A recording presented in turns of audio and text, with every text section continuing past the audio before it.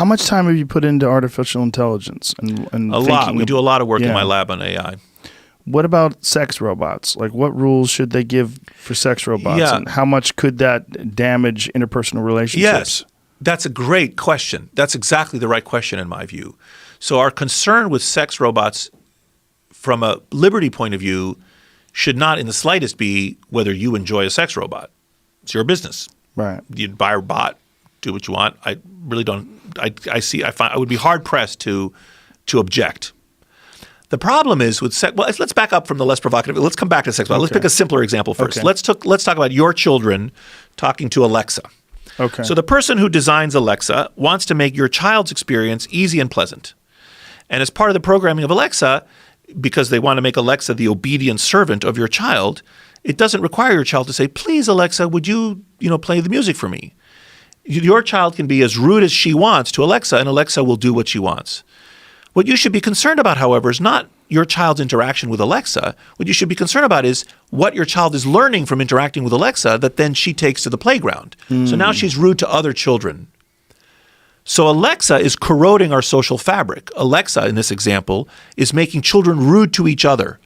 So our concern is not so much do we make like Asimov's laws of robotics? It's not that we want to program the robot so that they don't harm you. It's true, the first law, we don't want the robot to, through an act of commission or omission, harm or allow a human to come to be harmed. It's that we're concerned about how the robot in interacting with you might cause you to harm others. The robotic intelligence creates these externalities, these cascade effects.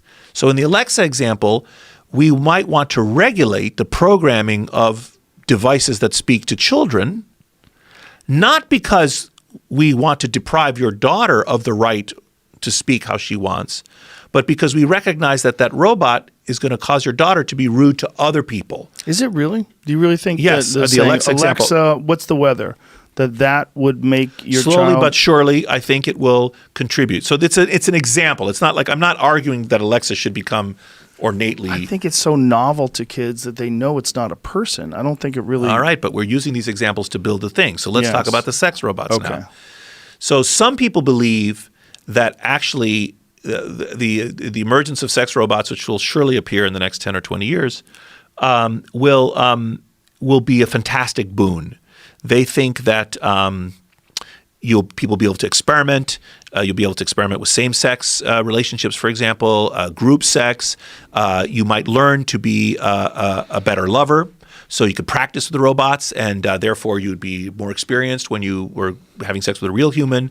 So you can't get venereal diseases from sex robots. You can't hurt their feelings. So people think that the argument based on ethical grounds is that this would be terrific. That this will be a benefit. Other people have the opposite opinion. Other people think that actually having sex with robots, first of all, is symbolically and conceptually vile. They think that it takes sex and converts it into a kind of a machine, literally a machine-like function. And they furthermore think that it would result in one having a kind of anonymous or impersonal interactions with humans subsequently, that you'll be entrained, to, let's say, want an obedient, partner, for example. I don't have a stand on this. Like, I don't know which way it's going out. And in a way, I don't have to make a stand on it, because what I'm interested in recognizing is that when we talk about allowing people to have sex with sex robots, not allowing that it's going to happen, the focus of our concern should be not what is your experience in your bedroom when you have sex with a sex robot. Our concern as a state, like my interest, I have no stake or control over what you're doing over there. Mm-hmm. But my interest is in once you have had that experience, how does that change how you interact with other people? Right. And there, I think, just like anything else, like you can make all the garbage you want in your house, but if you start polluting the environment, you're harming me. So now I have a reason for intervening in your activities on your land. You can't pollute your own land if that pollution runs off onto my land. And so the similar argument can be made. Or look at autonomous vehicles. Here's an example. Right now we have almost all roads have just human drivers. And in 20 or 30 years, almost all roads will probably have only non-human drivers. Machines will drive. And those autonomous vehicles probably can be yoked together. They can communicate with each other so that you'll have like like trains of cars moving in synchrony. Like each of them will be communicating with the other nearby cars, and you'll have laminar flow where all these vehicles are smoothly moving and joining the highway and leaving the highway and communicating on a citywide scale, slowing traffic down miles away because they anticipate with AI that there'll be a jam here if they don't do that. And I think that'll be actually great. I'm actually looking forward to autonomy. I mean, I still like to take my car to a speedway, but, drive it itself with stick, which I like, but, But in between, we're going to have a world of what I call hybrid systems of human-driven cars and autonomous vehicles coexisting on a plane, on an even plane. And we need to be worried about that because these autonomous vehicles, when we interact with them, are going to change how we interact with each other. For example, do we program the autonomous vehicle to drive at a constant, steady speed? If you're the designer of the car, you might say, gee, I don't want this car to crash. I want the car to drive in a very predictable fashion, and that's what's best for the occupants of the car. That's what's going to allow me to sell more vehicles. But it may be the case that actually when people are in contact with such a vehicle, they get lulled into a false sense of security. Oh, that vehicle never does anything new. I don't need to pay so much attention to the car in front of me. I just drive, at a steady clip. And then they veer off and they go to a part of the highway where they're just human drivers. And now, having been lulled into a false sense of security, they cause more collisions. They're not paying attention. So that autonomous vehicle has changed how I drive in a way that harms other people. So maybe the programming of the vehicle should be to occasionally do erratic things, to like suddenly slow down or speed up a little bit, obliging me to stay vigilant and pay attention as I'm interacting with that car, so that then when I go to another part of the highway, when I interact with just humans, I have retained that vigilance. Once again, the lesson here is that it's not just about the one-on-one interaction between the robotic artificial intelligence and the human being. It's about how the robots affect us. And in my lab, we do many experiments in social systems where we take a group of people and we drop online, we drop a bot, or in the laboratory, we have a physical robot, and we watch how the presence of the robot doesn't just modify how the human interacts with the robot, but how the humans interact with each other. So if we put a robot right there looking at us with its third eye, would it change how you and I talk to each other, make us different? That's the experiments we're doing. Well, clearly in the sex robot realm, that's going to be a problem. I mean, we see the difference between humans that have porn addictions. Yeah, that's a good example. Yeah, porn addictions, when people they develop this very impersonal way of communicating with people, and they think about sex and the objectification of the opposite sex in a very different way. It flavors the way it flavors your expectations. Yes. Yes. And it makes it difficult. It can make it difficult for you to have normal sexual relationships if you come to see if your expectations are guided by porn. And that is going to be radically magnified by some sort of artificial life form that you create that's indistinguishable. Yes. If you can have an indistinguishable sex partner that is, some incredibly beautiful woman that is a robot, and then you... Or man. Many women would be quite happy to change their spouses for robots. I wonder if women are going to be as into it as men, because I think women desire more emotional intimacy than on a scale than men do. I think the jury's still out on what the relative balance between men and women. We might be surprised that will be replaced with male sex especially bots. Given societal expectations, and women conform to those, and also given how a pain in the ass a lot of men can be. Sure. So it could go both ways. I'm not prepared to make a prediction who's going to be better off in the gender debate with the emergence of sex robots. Well, it may be the way you suggest. I don't know. Well, we're also in this weird transition genetically, where they're doing genetic experiments on humans, and with the advent of CRISPR and emerging technologies, I talk about that in the book too. Entirely possible that there's not going to be any frumpy bodies anymore. That's hundreds of years away, but is it? Yes, I think so. I wonder. I mean, I don't know if it is. I think if they start cracking them out in China and they start giving birth to 8-foot-tall supermen, 12-inch dicks, we're going to have a real issue. Yes. Yes, we will. Yes, that's the least of it. Yes. Oh my God! But I mean, it's really entirely possible that in the future they're going to have that we're going to have that's likely. Perfect humans. Yes, I think that is likely. The debate is how far in the future. So I don't think we're going to start by using these technologies to cure monogenic diseases. So, like thalassemia, for example. So a diseases or certain immune deficiencies. A disease where a single gene is defective, and those will be the initial targets. But once we start with that, eventually I think there will be people who will want to genetically engineer other people, their offspring, for example, and modify them in the ways that you suggest. Maybe not 12-inch dicks, but maybe ability to run fast or something else. Far smarter. I mean, isn't that one of the side effects that they showed with the genetic manipulation of these Chinese babies to eliminate HIV? They made them smarter? No, I don't know if they made them smarter. What's clear from the most recent findings I've seen from that case is that, unsurprisingly, as anyone could predict, the technology is not good enough to restrict the mutations to one particular region of the genome.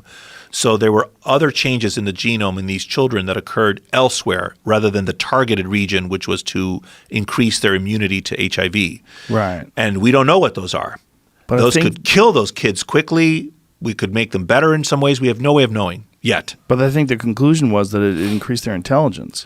I have not seen those results, and I think it would be premature. Find that. It would be premature to come to that conclusion. They're babies still. The problem is also sensationalist clickbait, that's what you want to click. Not just that they did the HIV and they made them smarter is going to get like 40% more clicks. Yes. Like, ooh. Versus, 40%. Yeah. That's just the nature of humans, right? Yes. Just to be clear, I talk about the CRISPR example in Blueprint. I actually talk about how these technologies. Again, my lens on it is how these technologies are going to change how we interact with each other. And it goes back to the example we were talking about at the beginning. When we invented cities, that was a technology that changed how we interacted with each other. So human beings for a very long time have been inventing, when we invented weapons, that was a technology that changed how we interact with each other. So we have previously done this kind of thing. We've invented a technology that changed how we interact with each other. And I'm very interested and discuss some of those implications. Yeah, I'm incredibly interested in this because I love to study history, and I love to study like how crazy the world was 4,000, 5,000 years ago, 1,000 years ago, and what it's going to be like in the future. I just think our understanding of the consequences of our actions are so different than anybody has ever had before. We have just such a broader.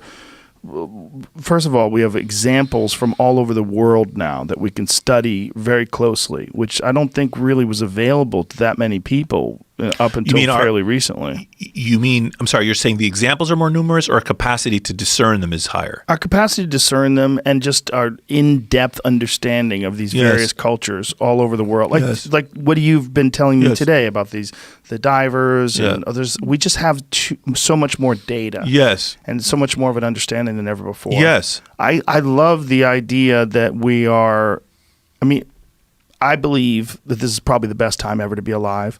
And I think that I think that's true. I think there's certainly a lot of terrible things that are wrong in the world today. Also true. But I think that there's less of that and more good than I agree there's with ever that been too. Before. No, I think that's right. But one of the arguments that I make is this is a kind of Steven Pinker argument that you're outlining, which is, with the emergence of, people are living longer than they ever have on the whole planet, fewer people in starvation, we have less violence. Every indicator of human well-being is up. Yes. And it's partly due or largely due in the last 1,000 years to the emergence of the Enlightenment and the philosophy and the science that emerged about 300 years ago and 200 and some odd years ago and culminating in the present and continuing. So I think this is not just a kind of so-called Whiggish view of history. It's not just a progressive sort of fantasy. I think it's the case that these philosophical and scientific moves that our species made in the last few hundred years has improved our well-being. However, as we've been discussing today, it's not just historical forces that are tending towards making us better off.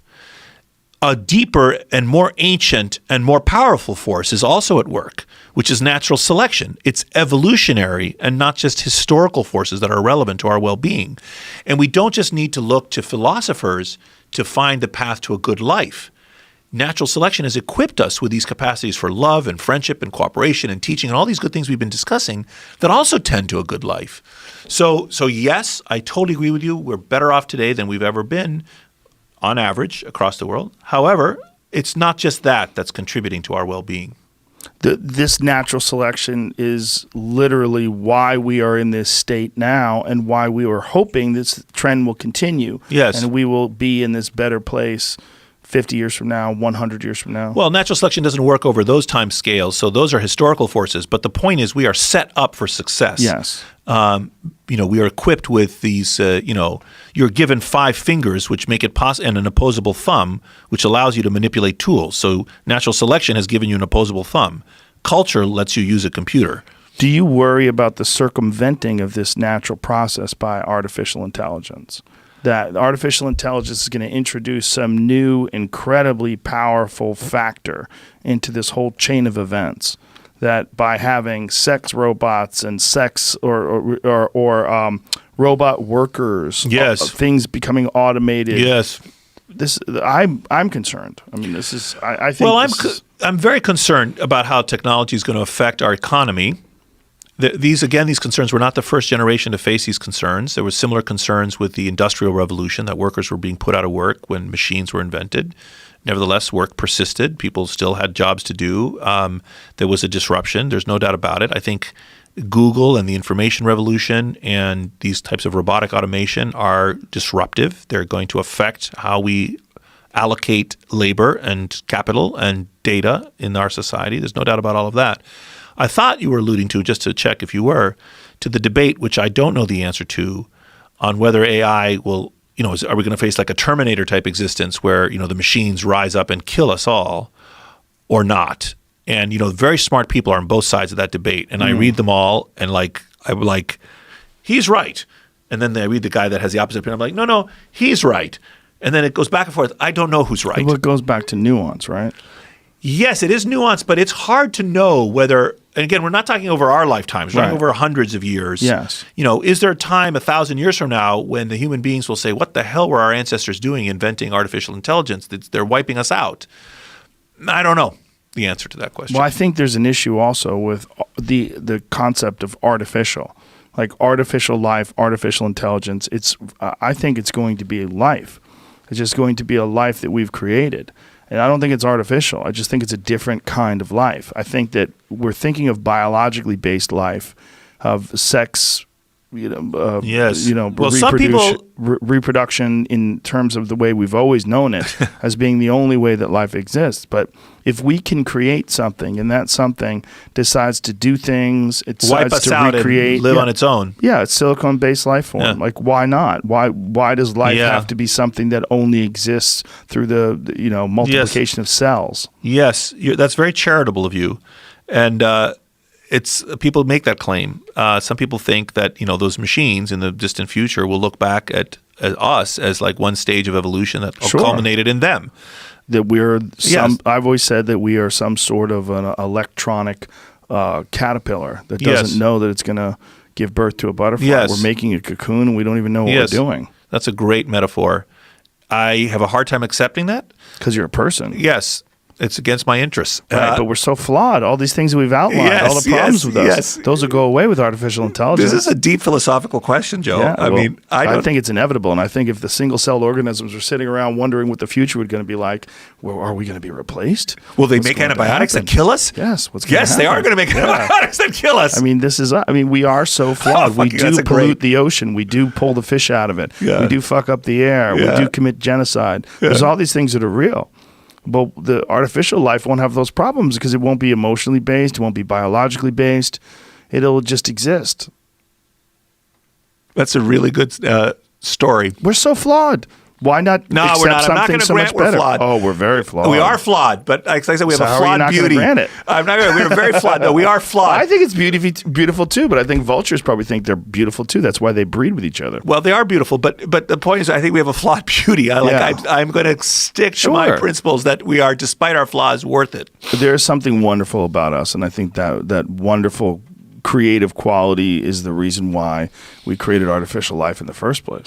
It's like this lust for creation. We've had that impetus if you look at a lot of the art, whether it's the Egyptian, the pyramids or other kinds of artistic expression, we seem to have had a desire to transcend death, to make things that looked like us but weren't alive forever, actually. Right. So, I think in that regard, I think you're quite right that it's not going to stop. That tendency is not going to stop. Now, your very, as I said, charitable, positive take on the claim and your analogy to single-celled organisms, which were just, but they're still there, but a phase in our evolution, is something I'm going to have to be thinking about because it's disturbing, honestly. Well, it's an objective perspective. If I took myself out of the human race, which I really can't, but if I tried to fake it, I would say, oh, I see what's going on here. Yeah, we're just in a phase, yes. These dummies are buying iPhones and new MacBooks because they